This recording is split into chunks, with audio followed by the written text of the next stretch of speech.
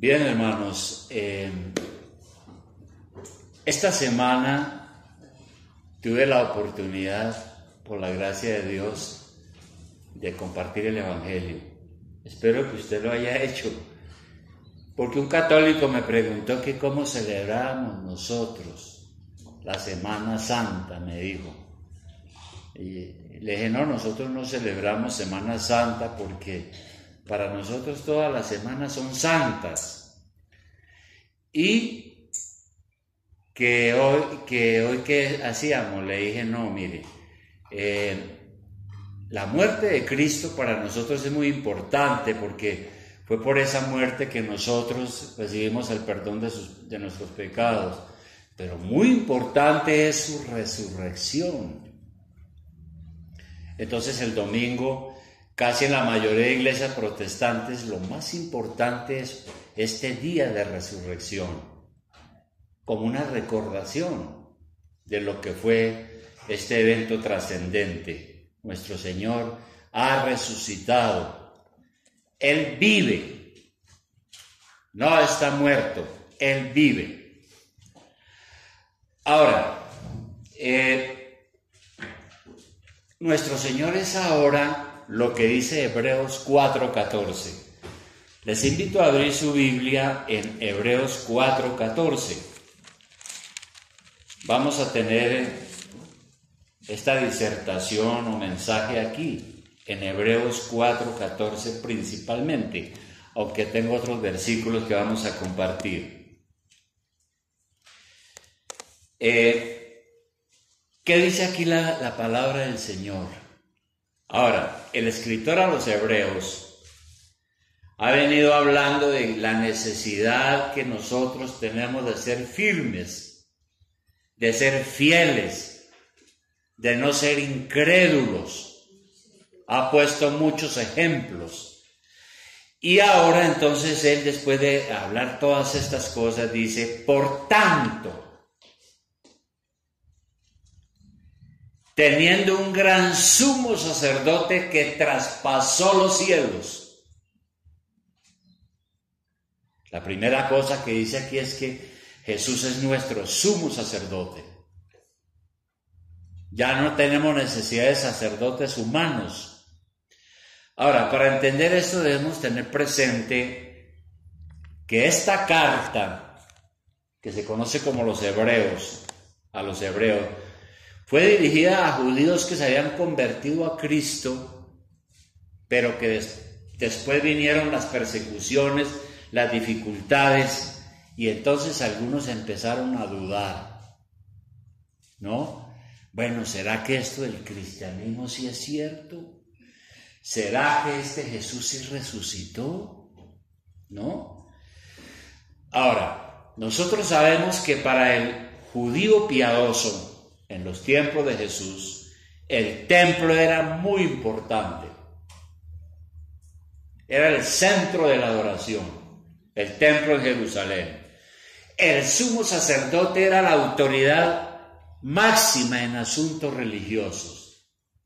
Toda persona que pecaba tenía que ir donde el sumo sacerdote, confesar sus pecados y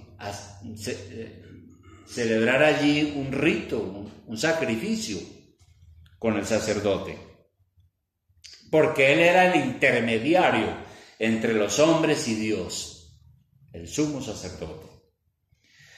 Ahora, en el templo de Jerusalén, ese templo estaba dividido en varios lugares, pero habían dos lugares muy especiales. Uno que se llamaba el lugar santo. Entonces entraba a los predios del templo, había un patio que era el patio de los gentiles, luego había otro patio que era el patio de las mujeres, luego había otro que era el lugar santo, y había un letrero que decía, el que entre aquí corre el riesgo de ser muerto. Y allí el sacerdote entraba todos los días a ofrecer sacrificios, pero luego había el último lugar conocido como el lugar santísimo, ¿no? Y ese lugar santísimo estaba separado por una cortina. nadie lo podía ver, nadie podía ver lo que había allá al otro lado. Y esa cortina se llamaba el velo, pero no era el velo suizo, el de las cortinas de nosotros, de nuestras ventanas, porque es que a veces la gente se confunde con el velo. El velo era una cortina sumamente gruesa y pesada de lino fino, de color azul y color carmesí. Ese era el velo. Y la palabra velo en hebreo significa, y también en español significa, algo que separa lo que está escondido. El velo no me deja ver lo que está escondido, ¿no? Vela mi visión para que yo vea la realidad de lo que está allá. Por eso esa gruesa cortina se le llamaba el velo. ¿Qué escondía esa cortina o ese velo? Bueno, allí habían unos objetos sagrados. Pero lo más importante de ese lugar santísimo es que allí estaba la presencia misma de Dios. Allí se manifestaba el Señor. En ocasiones habló con el sumo sacerdote en el lugar santísimo. Allí lo consultaban al Señor. Si alguien diferente al sumo sacerdote entraba en el lugar santísimo, corría el riesgo de morir. El único que lo podía hacer era el sumo sacerdote, y solo lo podía hacer una vez al año. Podía atravesar el velo y entrar al lugar santísimo una sola vez al año, en un día conocido como el día de la expiación, cuando se hacía una expiación por los pecados de todo el pueblo. Bien, era algo complicado. Entonces los judíos estaban acostumbrados a eso, a su templo, al sumo sacerdote, pero empezaron a dudar si realmente el cristianismo era verdad, si este Jesús que había sido crucificado, eso era cierto. Entonces, en esta carta que se llama la Carta a los Hebreos, lo que se quiere explicar es que Jesús es el más grande de todos los sacerdotes. No hay nadie como Él es lo máximo. Los sacerdotes humanos mueren, pero Cristo se levantó de los muertos, nos dice el Nuevo Testamento. Ahora, aquí en el versículo que acabamos de leer, volvamos a mirarlo, el versículo 14 dice: por tanto, teniendo un gran sumo sacerdote ahora, que traspasó los cielos. ¿Qué significa traspasó los cielos? Bueno, cuando Jesús resucitó, su naturaleza humana fue transformada. Algo que nosotros no podemos entender cómo es esto. Y ascendió a los cielos. Sus discípulos lo vieron ascendiendo a los cielos. Dice la Escritura, hasta que una nube lo ocultó de sus ojos. Por eso dice aquí que traspasó los cielos. Pero eso es muy claro también en Hebreos 9:23, ahí donde estamos, sin perder de vista Hebreos 4. En Hebreos 9:23 sigue explicando este asunto. 9:23 dice así: fue pues necesario que las figuras de las cosas celestiales fuesen purificadas así, pero las cosas celestiales mismas con mejores sacrificios que estos. Entonces el lugar santísimo a donde entraba el sacerdote era como la figura del cielo mismo, donde está Dios, donde se revela Dios. Pero eso era simplemente una figura, vendría la realidad. Entonces Jesús da su vida en la cruz del Calvario, se levanta de los muertos. ¿Y qué dice el versículo 24? dice que él no entró Cristo en el santuario hecho de mano, en el templo en Jerusalén, figura del verdadero, sino en el cielo mismo, para presentarse ahora por nosotros ante Dios, y no para ofrecerse muchas veces, como entra el sumo sacerdote en el lugar santísimo cada año con sangre ajena, sino que nuestro Señor muere en la cruz, resucita entre los muertos y se presenta delante del Padre. Ahora, cuando Jesús murió en la cruz, ¿qué dice la Biblia? Dice que ese velo se rasgó de arriba a abajo. Y con eso se reveló que ya no había más un lugar santísimo aquí en la tierra. Se rompió y todo el mundo pudo ver lo que había allá. Ya no hay más un lugar santísimo aquí en la tierra. ¿Por qué? Porque Cristo, nuestro gran sacerdote, no entró a un lugar santísimo hecho por el hombre, sino entró en el cielo mismo. Y por eso se dice aquí que traspasó los cielos. Ahora reina sobre todas las cosas porque Él es Rey, Señor de todo el universo. Nos ha enviado el Espíritu Santo para que nos dé una nueva vida. Y ahora allí en el trono del universo el Señor intercede por nosotros porque es nuestro sumo sacerdote. Ahora, esto es algo que nosotros tenemos que creer por la fe que Dios nos ha dado.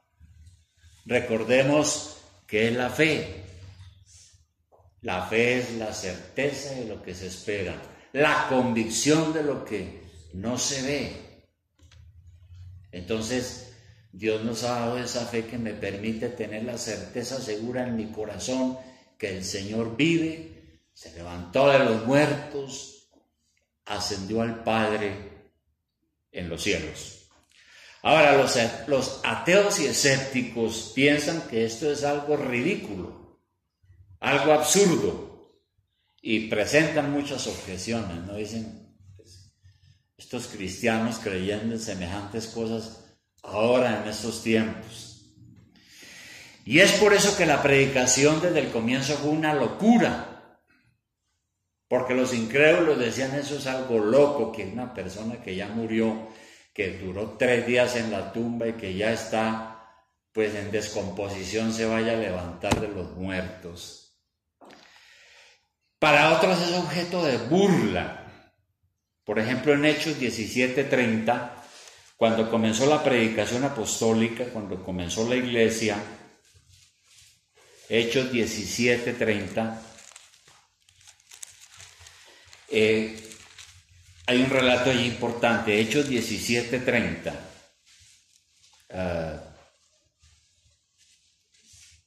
Esto que puse yo acá. Sí. Hechos 17:30. Dice lo siguiente.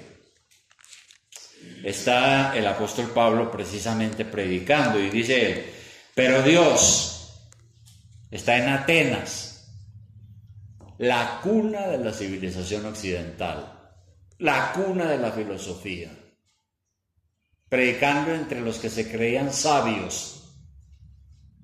Y en su predicación dice Pablo, pero Dios, habiendo pasado por alto los tiempos de esta ignorancia, ahora manda a todos los hombres en todo lugar que se arrepientan.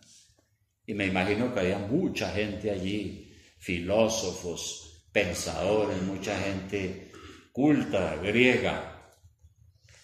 Por cuanto ha establecido un día en el cual juzgará al mundo con justicia por aquel varón a quien designó, dando fe a todos con haberle levantado de los muertos. Pero cuando oyeron lo de la resurrección de los muertos, unos se burlaban y otros decían, ya te oiremos acerca de esto otra vez. Entonces, la predicación del Evangelio al comienzo fue objeto de burla, fue ridiculizada, hubo mucha incredulidad. Pero resulta que ese es el Evangelio.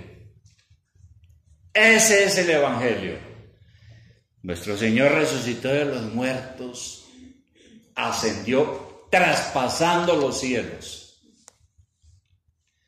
¿Y para qué lo hizo? Volvamos nuevamente a Hebreos capítulo 4, donde comenzamos. Hebreos capítulo 4, el versículo 14. Dice, por tanto, nos dice a nosotros, teniendo un gran sumo sacerdote que traspasó los cielos, Jesús el Hijo de Dios, retengamos nuestra profesión. La resurrección de Cristo sirve para que nuestra fe esté fundada en Dios. Por eso dice aquí que tenemos que retener nuestra profesión. ¿Qué es eso de retener nuestra profesión? ¿Qué significa eso? Profesión significa nuestra fe en Cristo. Nosotros profesamos el nombre de Cristo. Somos cristianos porque creemos en Él. Y estamos todos los días creciendo en santificación. Nuestra profesión debe ser no solo de palabra, sino de corazón. Si alguien dice yo creo en Cristo, pero no vive una vida piadosa, se está metiendo mentiras, se está engañando a sí mismo y su profesión puede ser falsa. Entonces se nos exhorta a retener nuestra profesión y eso significa aferrarnos a nuestra fe en Cristo con todas nuestras fuerzas, porque nosotros no estamos creyendo en un cuento, en una fábula, en una fantasía, en algo que se inventaron hace 2000 años y que hoy en día ni sabemos si fue cierto o no. No, el Señor ha resucitado y vive y tenemos que retener nuestra profesión. ¿Y qué más dice? Nuestro pasaje del versículo 15 dice, porque no tenemos un sumo sacerdote que no pueda compadecerse de nuestras debilidades. Este sumo sacerdote que traspasó los cielos se compadece de nosotros. Los sacerdotes humanos tienen un problema y es que ellos también son pecadores. Eso se lo dije esta semana a un católico. Le dije, nosotros necesitamos de sacerdotes porque Él es nuestro sumo sacerdote y porque los sacerdotes humanos son pecadores. Entonces yo no le confieso mis pecados a otro pecador. Y eso lo aclara también Hebreos 5. Ahí un poco adelante, en Hebreos 5, versículo 1. ¿Qué dice allí?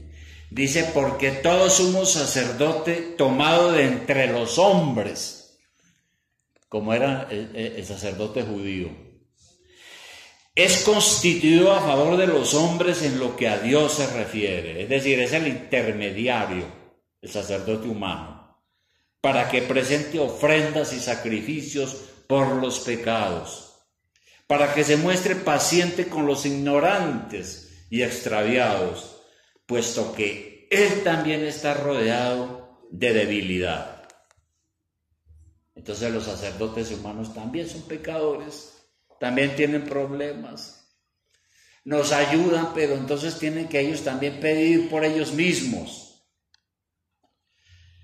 Pero nuestro Señor es diferente. A pesar de ser Dios altísimo, es un sumo sacerdote misericordioso y compasivo. Y sigue diciendo aquí, porque no tenemos un sumo sacerdote que no pueda compadecerse de nuestras debilidades, sino uno que fue tentado en todo según nuestra semejanza. Es decir, el Señor conoce nuestras flaquezas humanas. Cuando nosotros imploramos la ayuda del Señor, Él sabe de qué se trata. ¿Por qué? Porque aunque es Dios, también es hombre. Es un sacerdote divino, pero es humano. Sabe de qué se trata este mundo en que vivimos. Y sabe que este es un mundo en el cual reina el pecado. Conoce la existencia humana porque es que vino y vivió como humano. De manera que cuando tenemos luchas espirituales y tentaciones, Él sabe de qué se trata el asunto y por eso es capaz de ayudarnos. Pero también, como dice aquí, Él fue tentado en todo según nuestra semejanza, es decir, como humano, pero sin pecado. Es decir, Él conoce nuestras flaquezas, nuestras debilidades humanas por experiencia propia, no porque pecó, Él nunca pecó, pero fue humano. Por eso dice la Biblia que el Cristo de la gloria participó de carne y sangre, es decir, conoció la miseria humana, el dolor físico y espiritual. Como humano fue tentado en todo, probado en todo, pero sin pecar. Ahora, nosotros somos tentados o probados todos los días por Satanás, por nuestra propia naturaleza humana que es pecaminosa. Y a veces nosotros fracasamos. Pero en el caso de Cristo, Él fue tentado como humano también por Satanás, pero nunca pecó. Fue tentado con pruebas donde nosotros caemos, pero Él nunca cayó. Por ejemplo, Satanás lo tentó para que usara el poder con fines egoístas, como en el desierto. Lo tentó para que tuviese codicia por las riquezas. Y el Señor nunca fue vencido. Fue probado con pobreza y escasez, por la indiferencia de la gente, por los reproches de los hombres. Los judíos le hacían preguntas para, como decimos popularmente, echarle zancadilla. Algunos de sus discípulos lo abandonaron. En la cruz fue abandonado por el Padre al llevar la maldición de nuestros pecados sobre Él. Y soportó grandes dolores en el cuerpo, en el alma, angustia mental y finalmente la muerte. Ese es nuestro sacerdote. Y por eso decimos que Él conoce nuestras debilidades como humanos por experiencia propia.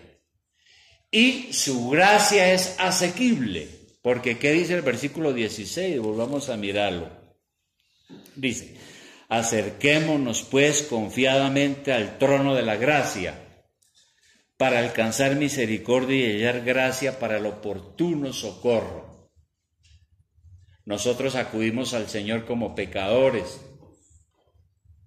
y podemos obtener de Él su misericordia, ¿no? Como lo hemos visto en el Antiguo Testamento, solo el sumo sacerdote podía entrar al lugar santísimo una vez al año, pero con Cristo las cosas son diferentes. Todos los cristianos tenemos acceso ahora a nuestro Padre. Hay libertad para acceder al trono divino. Es un derecho que Dios nos ha dado gracias a nuestro sumo sacerdote. Por eso dice, acerquémonos con confianza al trono de la gracia. Nosotros acudimos al Señor como pecadores y así podemos obtener misericordia porque Él es nuestro sumo sacerdote perfecto que traspasó los cielos. Permanentemente necesitamos su misericordia. Cada vez que fallamos y pecamos, necesitamos ser levantados y restaurados al gozo de la salvación. Y esa ayuda de nuestro Señor, nuestro sumo sacerdote, que es Cristo, la hace en el tiempo oportuno. Dice, acerquémonos permanentemente, continuamente, para obtener ayuda en los tiempos de gran necesidad. Dios puede permitir que Satanás y el mundo nos tienten. Puede permitir el sufrimiento, pero todo eso finalmente es para nuestro bien. Dios lo permite para que clamemos a Él y experimentemos su gracia y su poder y su bondad. De manera, hermanos, que concluyendo con esto, tenemos que decir lo siguiente: el Señor ha resucitado, fue glorificado, traspasó los cielos, de manera que ahora Cristo es mi defensor delante del Padre. Y por eso debemos aferrarnos con todas nuestras fuerzas a Él por medio de la fe. Somos sus ovejas. Él nos conoce perfectamente y sabe de qué cosa tenemos necesidad, qué es lo que nos conviene. Cada vez que sufrimos derrotas por el pecado, acudimos a Él por misericordia y por su perdón. Como dice Primera de Juan 2:1. Primera de Juan 2:1. Primera de Juan 2:1. Dice: hijitos míos, ¿no? Hijitos míos, estas cosas os escribo para que no pequéis. Y si alguno hubiere pecado, abogado tenemos para con el Padre a Jesucristo el justo. Y Él es la propiciación por nuestros pecados, y no solamente por los nuestros, sino también por los de todo el mundo. Entonces, cuando el pecado nos engaña, cuando uno está afligido, angustiado, tentado, probado, encontramos en Él las fuerzas necesarias para vencer. De manera, hermanos, que como tenemos un sumo sacerdote que traspasó los cielos, la recomendación que encontramos aquí, que ya leímos, es: retengamos nuestra profesión. Es decir, no dude, no de pie atrás, asegúrese en esta salvación que el Señor nos ha traído, que nuestra conversión sea genuina. Si fallamos, ¿qué debemos hacer? Debemos caer inmediatamente de rodillas, confesar nuestro pecado, porque tenemos pleno acceso al trono de la gracia de Dios. Y Él está listo a socorrernos y ayudarnos, porque tenemos un fiel sumo sacerdote, ahora mismo, intercediendo por nosotros y ayudándonos. Por eso el consejo es: afírmese, retenga su profesión, no dude. El Señor está vivo, está en el trono del universo. Acérquese con confianza a Él. Esa es la recomendación final. Vamos a orar.